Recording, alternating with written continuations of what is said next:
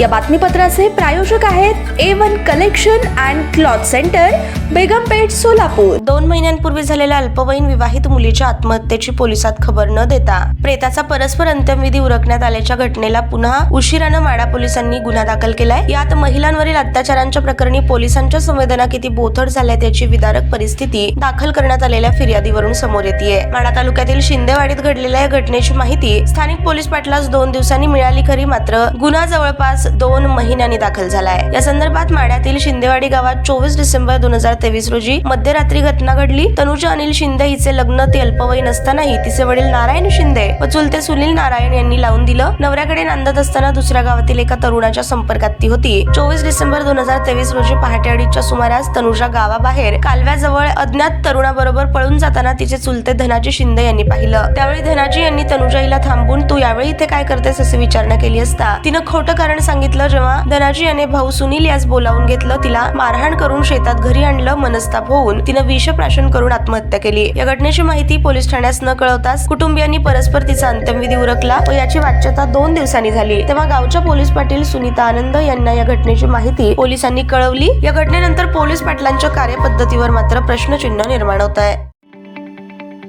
ताज्या बातम्या पाहण्यासाठी प्राईम महाराष्ट्र न्यूज चॅनलला सबस्क्राईब करा।